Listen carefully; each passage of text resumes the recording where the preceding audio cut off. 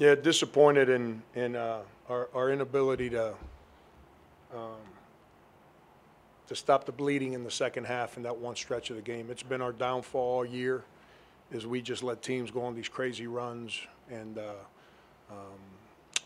part of that is inexperience, part of that is lack of leadership, and then obviously another part of that goes on my shoulders. We've got to fix that problem, or else you can't win on the road in league play. Questions for Wes, please? Wes, that stretch in the second, the first half, you guys blew that lead down to 7. You guys made 7 shots in a row. Offense was flowing pretty well.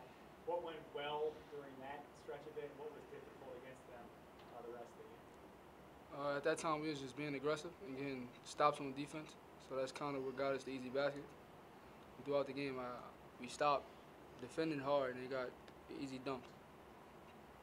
You had 7 shots in the first half and 2 in the second. What changed for you in the second half? And also, how were you physically after that fall? I fell before. I get back up and keep playing. But I don't know. I just tried to stick to the game plan. I was running the plays, and I guess I wasn't as aggressive. You had a matchup plays early on. You guys obviously played zone 2. But with Sexton holding him to 5 points, what do you guys think he did against the league's leading scorer? We ain't get the W. That's all that counts, is winning the game. Any more questions for Wes? Good. Thanks, Wes.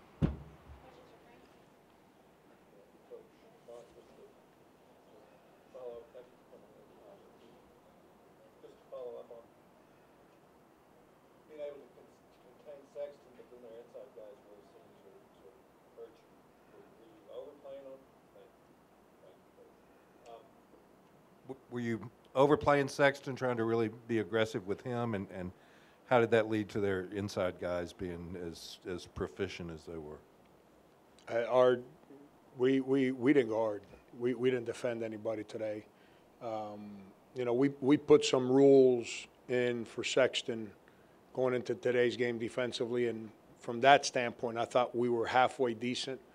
But our rotations were bad. Everyone else, Wes fought Sexton halfway decent as far as guarding him. But everyone else just didn't guard the ball. We didn't do. It's just we weren't very good defensively. You give up a team. They were shooting like 62% from the field with about 4 minutes to play or so, and then Avery really slowed it down to just eat clock and get the win and get the heck out of here. The difference in his team and my team right now is his son, Avery Jr. He's a leader. He's a fighter. He gets those guys to play the way that they're asking them to play. And that's what we're searching for. We're searching for that on our team. Avery Jr., the question was asked of Wes, why you didn't get more shots? Avery didn't let him. Just plain and simple. We didn't run different offense in the second half that we did the first half. Avery Jr. is, and obviously they're coming off. I wasn't there and I don't coach his team, but I watched film. Not a very good performance at Georgia a couple days ago. And they played on edge. And as a coach that's going against them, the guy I felt had everyone on edge was Avery Jr.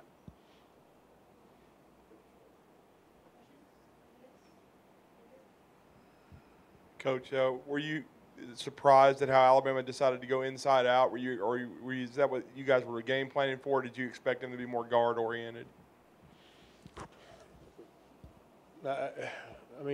This is year 3 for Avery in the league. Is it 3 or 4? I don't know. I'm getting 3. That's what I thought. Avery doesn't coach, let's just shoot bombs. His teams attack the paint. And that's why Sexton's leading the league and one of the leaders in the country in free throw attempts, because they attack the paint. The job they've done with Hall is amazing. I think they're trying to rediscover themselves a little bit. And this is just my opinion. I have no idea with Riley Norris not being around anymore. They need different guys to do the stuff Riley did. But they just attacked our bigs. Our bigs were not good today. We weren't good offensively. We weren't good defensively. and his guys were. They attacked us, you know, but we did, outside of Wes on what's his name, Sexton, the rest of the guys never guarded on the perimeter. So it put a lot of pressure on our bigs. Frank, did you think that run toward the end of the first half, was it just a stretch of you guys playing really, really well? Did you feel good going into halftime? Or are you kind of concerned still that there was enough out there that they could still get back and you know, get going offensively like they were for the beginning part of that first half? Yeah, I mean, I prepared myself for Alabama to come out and go. You know, they didn't play well their last game out. And now they're coming home, and I expected them, you know, you're in league play, people, when they don't play well, they fight the next day. So I wasn't shocked at the early segment of the game, but then we responded, and I came out the second half, and I expected us to play a little better, and we did for a while. But then, you know, once again, just, you know, lack of leadership and lack of toughness, and, you know, we had some opportunities to make some shots, and we didn't. And then they just started just getting out, and then we had some bad offensive plays, and they had runouts and threes and dunks, and then they got away from us. And you know, once again, it's we give up massive runs, and when you give up massive runs that way, you know, and you go back and just watch any game we've played this year, and we give up those runs almost every single game, and it's all we can do is keep working and keep trying to get our guys to take ownership and lead. We had no leadership today, zero. That's why we couldn't guard. When they went on that run, we couldn't get the stop, couldn't stop the bleeding. You know, we had some better leadership during that Vanderbilt game. But give Alabama credit. They wouldn't let us do it. They basically just came at us, and they put us on the mat and wouldn't let us get up. First, what did you see out of Hassani in his return today? And you mentioned defensively that the guards didn't give you much of a chance. What was kind of their issue as far as getting the job done? You know, Hassani gave us, you know, Hassani's our most experienced guard. So, you know, he gives us a guy that understands a little better, and he gives us a guy that can make some shots. And he did that. But then as the game wore on, I just think conditioning and just mentally, you know, he just, you know, he's not 100% yet, you know. And, I mean, it's not fair for me to say that he gave in during that moment, because that's not right. But he didn't show the leadership to stand up and say, you know, yo, we need to stop this right now. Let's get a good execution offensively, fix this on defense. And that's what we're struggling for. You know, we're searching for that, because every game has those moments, and the teams with leadership are able to stop the bleeding and then counter, and that's what they did.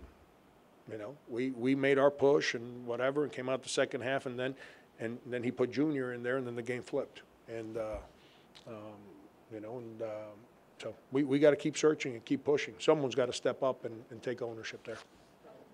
You're complimentary of Chris's leadership against Vanderbilt. Obviously today, again, the foul trouble, you know, fouling out with 6 minutes left. Is that what you're talking about too, is the fact that he can't stay on the floor to kind of give you that leadership when you need it? Yeah, and then, you know, offensively, he didn't play well. He made some, like, horrendous decisions, and there's 3 guys guarding him, yet he's still trying to fight 3 guys off to shoot the ball. But 4 of his 5 fouls today were in non-competitive plays. They weren't blocking shots, taking charges, trying to guard a guard off a ball screen because we switched, and 4 of his 5 fouls are just like bad plays. You know, and that's leadership. You know, when you hear coaches talk about toughness and leadership and all that, it's about having the discipline to be able to do your job the right way when that clock's ticking. And when you do your job the right way, then making the other guys do their job the right way. We didn't get that today.